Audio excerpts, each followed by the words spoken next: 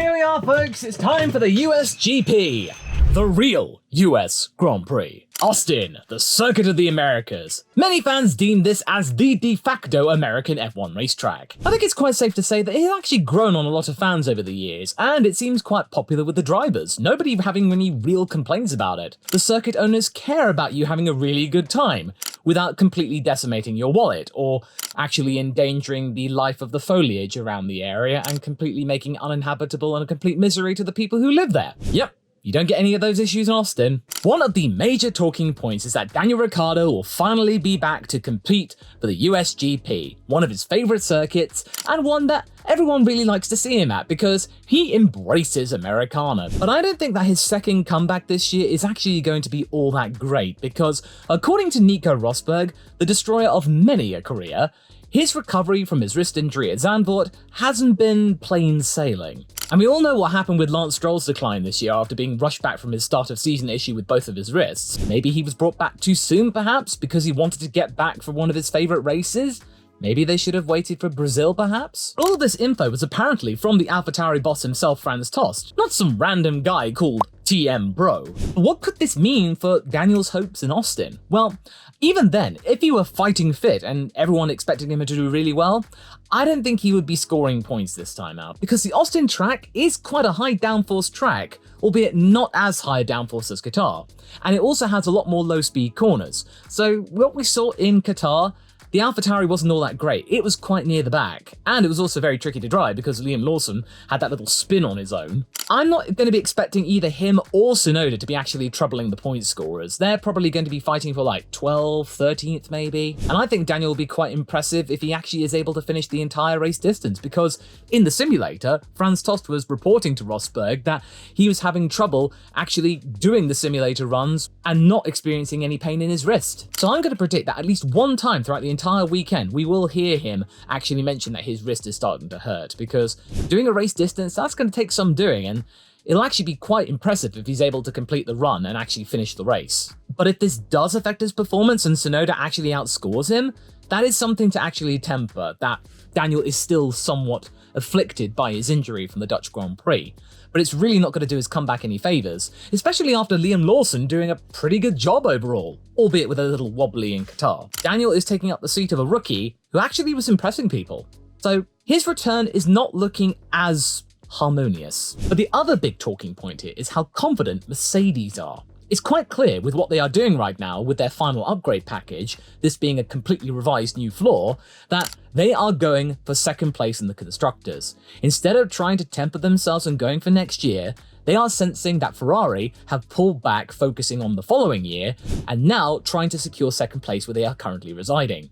And also, the idea that maybe Lewis Hamilton could get one over Red Bull and try and get second place in the driver's standing too. Lewis isn't that far behind Sergio Perez, and this is something that I think Mercedes will take as a consolation prize. If this upgrade goes well, they can then fully focus on next year, and they don't really have to worry as much. If this proves to be a bit of a dud and it doesn't really improve it all that much, then they might have to revise things for one last tweak before the end of the season, and that could be very, very crucial when it gets to the start of next year. And we all know that flaws can actually make a big difference, as we saw at Suzuka with Ferrari, and Ferrari aren't bringing anything else, so this is just Mercedes evening out the odds and actually showing that they can still bring up the goods. And it would also really be completely unfair if you discredit Lewis Hamilton at this track. He has won this track the most times out of anyone else currently on the grid. So to not have him on the podium would be an atrocity. And I think that George will not be that far behind, because he's been on the up as well ever since Suzuka. Qatar, he was actually on good form. And sure, they had that turn one clash, and that whole thing with Lewis being reinvestigated after him walking on a live track, I mean, that was a complete and utter mess, but I'll report more on that in a future video. But George was able to recover from the back to fourth place. So it actually showed you what might have been had both cars been in the running. They could have given McLaren quite a lot of trouble. But now, I think with this extra upgrade, they will be even better. That they will be actually somewhat competitive to try and go for a double podium, but maybe Lando might actually be able to outfox them. But I also feel like Lewis could maybe give Max a little bit of trouble at the beginning parts of the race. I still think that Max is going to win, but I think that Lewis will be his closest competitor this weekend. at least in terms of the main race. The sprint, that could be a little bit different. And as for Lewis, he's finally got something to try and chase after, because in the last 3 races since Singapore, Max Verstappen has scored 67 points, whereas Sergio Perez, his teammate, in technically the same car, has only scored 5.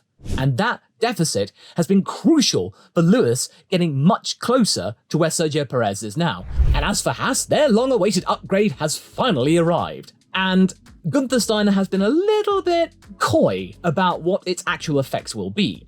I remember when they first announced this B-spec upgrade for the American Grand Prix here, that it was going to be a complete turnaround for their season, that this was going to be a super duper big upgrade that will see them secure 7th place in the constructors away from Williams. But ever since then, Gunther's been a little bit quiet about it, tempering the expectations of it. No one's quite sure about exactly what the effects will be regarding what bits they've actually brought to the track. Them going away from the Ferrari model and going to the Red Bull model, like everybody else. And even though Haas has actually had the resources to finally have a proper upgrade package instead of doing everything over one season and then fading away towards the end of it, as we saw in 2022, and that pretty much gave up any hope of Mick Schumacher keeping his seat because, he had a car that wasn't really going anywhere. This actually might be a turning point for where Haas could actually see themselves. 2024 might actually be a conventional upgrade path finally. But this time around, they decided to put all their eggs in one basket, one last go, whilst all the other teams in their general vicinity are not really focusing on this year. So maybe this might be a strategic play, for once, Haas getting the jump on everybody else. As for actual points, I feel like it might be a little bit tricky, because we've got 4 teams that are very competitive for the top spots. I feel like maybe Nico Hülkenberg might squeak a point or 2 in the sprint, but it really depends on whether or not this upgrade package has actually fixed their tyre deg problem. If it has, I think Nico could score quite a few points here, but maybe just a handful, but enough to actually close the gap to Williams. And oh yes, they've got a special Austin livery, which looks okay. It would have been nicer if they made it white. The race suits look cool, but I still feel it looks a little bit too dark. But I guess the whole weight-saving trend of reducing the amount of paint you use, that's still prevalent. Now, of course, my team, McLaren. Do they stand an actual chance at winning the Austin Grand Prix? I don't think so. I've been a little bit pessimistic about their form, but I really want to try and temper myself and not get ahead of myself, because I've done that plenty of times throughout this season and have paid the price for it. They will be maybe the 3rd or 4th fastest car, but it'll be very close with Ferrari, and I think that Mercedes do have the upper hand here.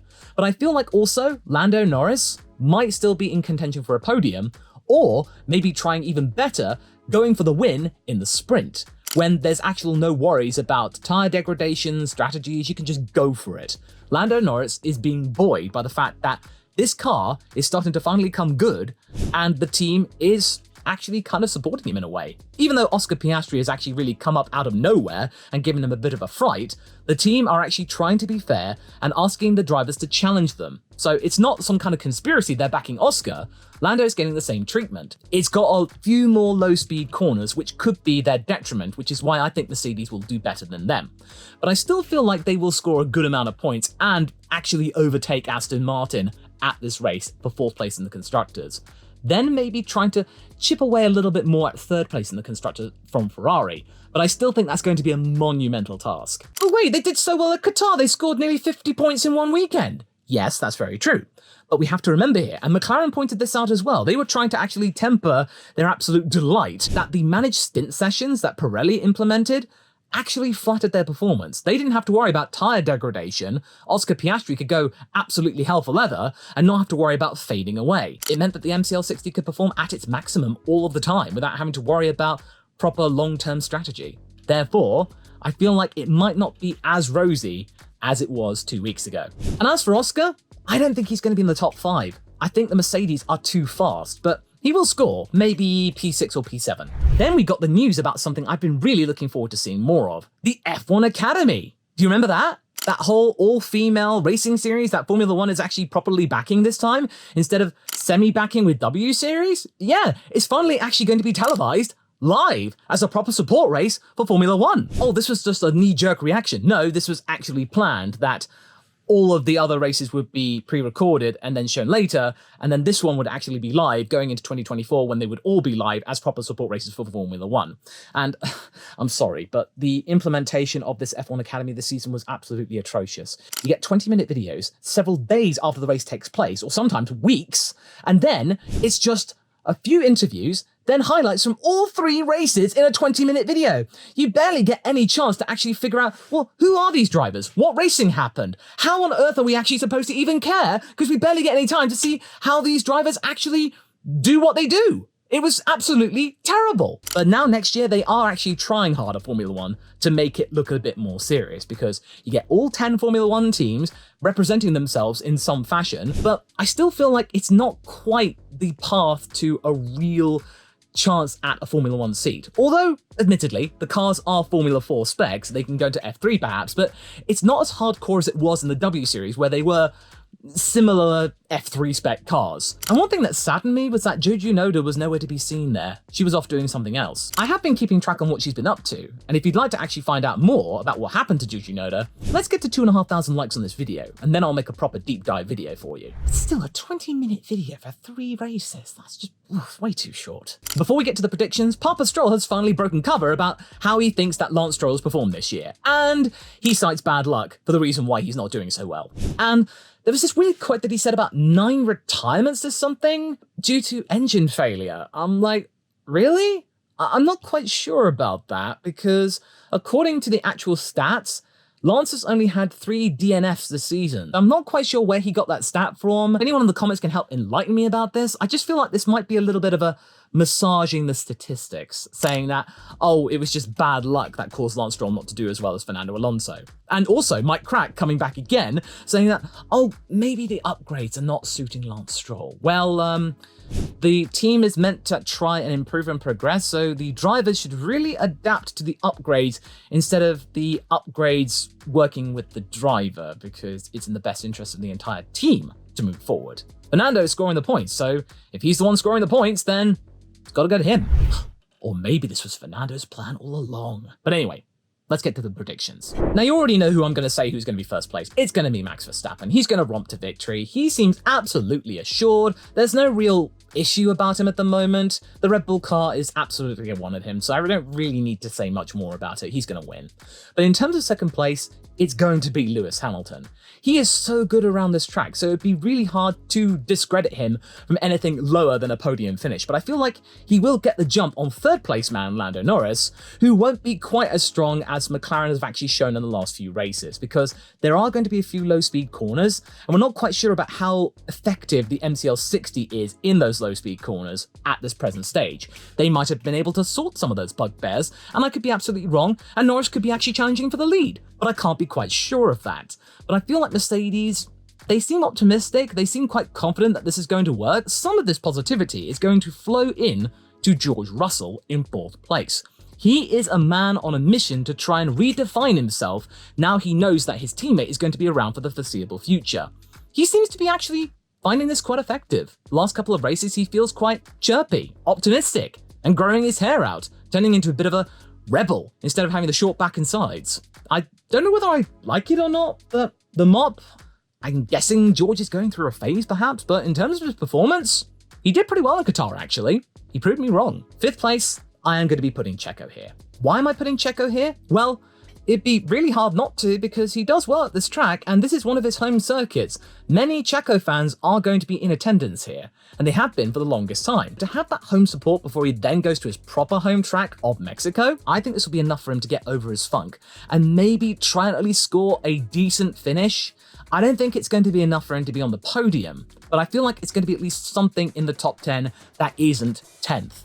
Hopefully it'll be far less scrappy than before, because I feel like if it is, and he gets another DNF, or many track limit penalties, or something else befalling him, and Lewis is really strong here, this is one of his favourite tracks, this could cut his advantage over Lewis by half. We might see by the time we get to the end of the Brazilian Grand Prix, Lewis Hamilton ahead. We could see that, if Checo doesn't get over this. The last gasp of Sergio Perez this season, he can probably reset for next year and not challenge Max. Don't do that, Checo. Just do your own thing and try and race to the best of your ability. You'll actually find yourself being less stressed out, I think. This being to many the American Grand Prix, ignoring the likes of Miami and Vegas, there is an American driver taking part, but people have been giving him short shrift, and I feel like maybe that might be a little bit preemptive. Williams knows something that we don't, and I explore some of that in this video that you can watch next.